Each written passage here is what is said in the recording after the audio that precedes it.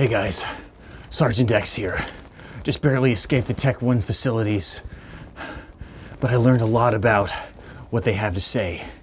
And let's just say there's a lot of things I need to test for, the things that'll be happening in Scum Island. So let's get on into it. Okay guys, I'm officially in-game now, and I look a lot like my character. But anyway, welcome to SCUM Mythbusting.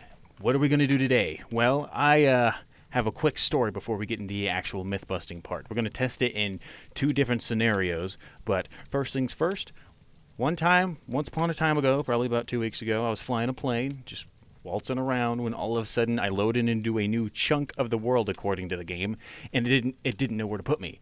So what it did was it launched my airplane probably like 3,000 feet underground along with me, forced me out of the plane, forced me back to the surface, and the plane disappeared. Well, after figuring out I lost the plane, a little pissed about that, and I had to run back to my base. I could have teleported, but what's the fun in that? It's scum. You're supposed to survive. But anyway, once I went through all that in my head, I was talking with my friends, and I realized, I wonder what would happen if a seaplane, we should test its buoyancy in terms of that glitch happening. So imagine you're doing that same exact glitch, like it occurs, but you have a seaplane. Does the buoyancy of it being a boat automatically push it to the surface? And how do normal boats spawn with this? So what we're going to do today is we're going to go to the pond next to my my base here, and we're going to spawn a seaplane from the bottom. I'm going to get a diving mask so we can do this and not drown. I think there's a way for me to turn on God mode, but I'm not going to bother with that. So we're going to spawn a seaplane, see if it spawns on the bottom and instantly explodes or something. And we're going to spawn a boat from underwater and see if it just instantly rises up. And if this works, one, we're going to see if it survives. If it survives, that's a good thing. If it doesn't, the next thing we're going to have to figure out is a real-time analysis of the glitch happening again, which I might not get footage for, but we're going to assume if it survives to a normal part of the surface where the glitch would occur, let's say, actually in the ocean on the map, we're going to see if that glitch would make it pop back on land, and if it would explode upon touching land, because the velocity of it launching back to the ground so quickly would count as like a hard impact on the plane and make it set on fire and explode. So let's get that situated. And for simplicity's sake, I will probably warp over to an ocean area. Okay, it gets decently deep here. So this is the part where we're going to need to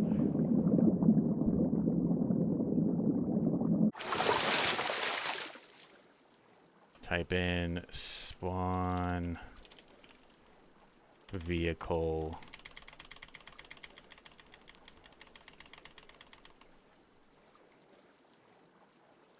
Kinglet Mariner. Oh god, it just spawns it. Okay, whoops, didn't mean to do that. Okay, so we spawn one. I'm gonna blow it up later because I only like keeping planes legitimately. But we got it all queued up now, so we're just going to go dive underwater and spawn it and see what happens. Hopefully I won't die. And if I do die, at least I'll know I'm like 30 feet away from this seaplane. So I guess we're using that seaplane as a reference. So we're going to spawn near the bottom.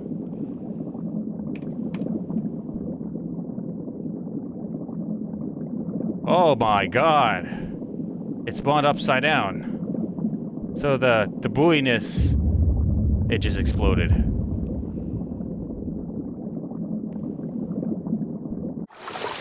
You heard an underwater explosion. I heard the underwater explosion. I'm happy I survived. I backed away quick enough for it to actually not kill me. So, well, obviously, this turns out to be a very, very disappointing myth-busting episode, because now we know that it'll go top-heavy, flip over. I wonder if that's realistic.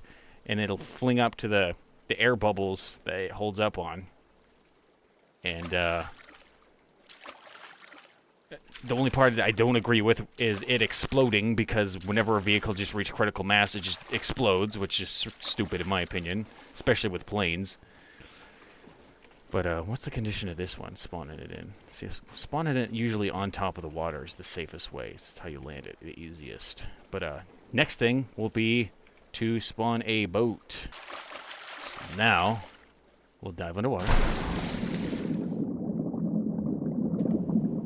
Sink. Spawn it. And since it's a boat, it probably survived that. I think boats just sink too, they don't explode. So boats seem to be more safe.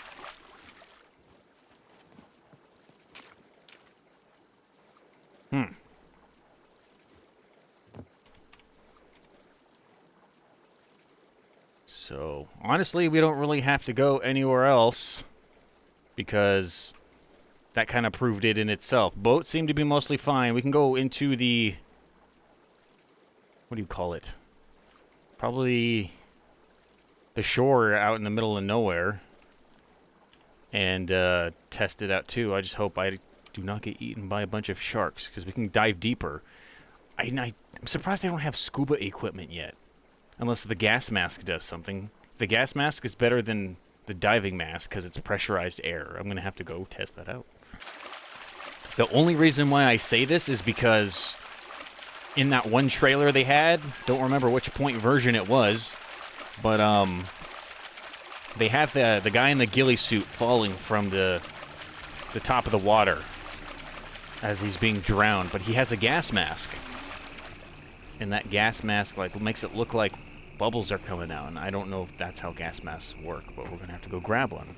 Luckily, I think I have a pair somewhere. Okay, we'll do a little quick mini test here and see if gas masks let you breathe underwater, just like in that trailer. If it doesn't, I won't be too surprised because it's pressurized air. Now, obviously, it's letting us do it for quite a while. Because I know there's a point in time where you run out of air, and you can see the meter right next to me. Oh, that reminds me, I don't have SCUM Me. I need to update that to make it these close. But yeah, I have my SCUM Me and my oxygen next to my health. So I think once that reaches the red, you will actually hurt. Let's look at our health situation here, because the breathing obstructed, feeling cold, feet wet.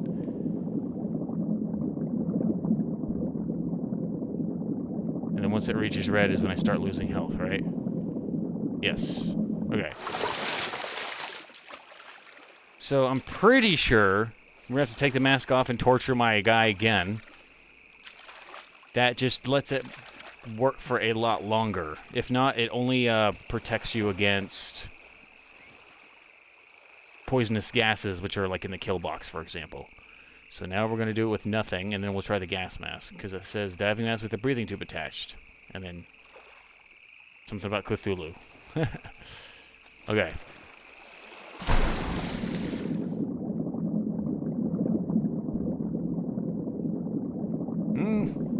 From the look of it, it looks like it's doing it just as long. So it looks like gas masks do not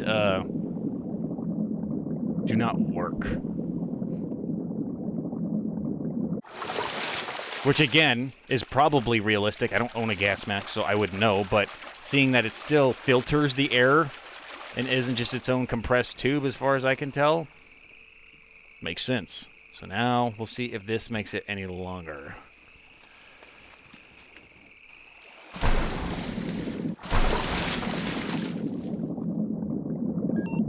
Well, with how fast it's draining, I would say no.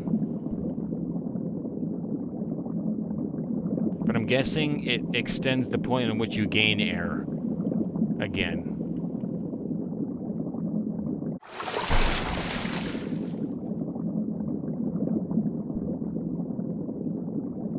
Well, it's poking out, but it's not.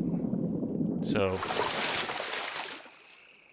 from the look of it, diving mask with breathing tube probably does nothing other than create this. I don't know if this makes it easier to look in underwater or not. So we'll take it off mid dive. Okay, it definitely unblurs your vision. So that's the only benefit you're going to get to it, is the suction of the diving mask. So if you want to use the diving mask, use it without the tube, because I think it's smaller. And I think the tube makes it cost more.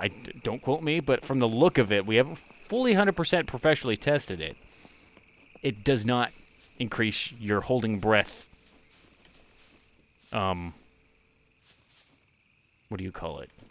How long you can hold your breath. I think that's factored into things like your constitution or endurance, maybe. But one thing I do actually want to double check real quick is to see if it changes the when you hit the red state where you start losing health. Like, does it move it?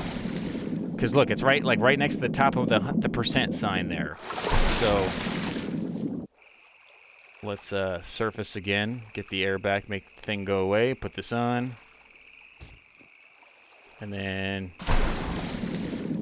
no, it looks about the same. So yeah, unless it's draining at if it's draining at a rate that it's practically unnoticeable, as far as I can tell, it does not do anything. Anyway, we need to go into the ocean. I think, no, I'm not going to bother going to the ocean. We just figured out that the boat just sinks up.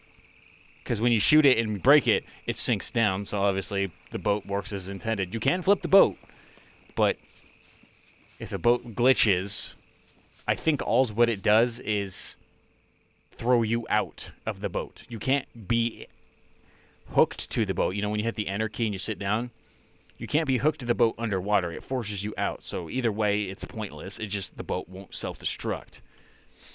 Now, we did have a moment with me and my brother. Don't know what the hell happened. I assume it was another load glitch like with what I had with the plane. But we did have it. We were just cruising along in our boat, and all of a sudden, snap, we just disappeared. We sank to the bottom of the ocean because we had all our gear on, and we had to ditch it all to surface and survive. So my basis is either it's a load glitch or it's a shark attacked us or something and flipped the boat and caused us to just sink. I'll have to review the footage again, but again, I'm putting it in this video. So, yes. That seems to conclude SCUM Mythbusters Part 1. Well, I hope you guys enjoyed the video. We still have a lot more things to mythbust in this game. So until then, I will see you next time.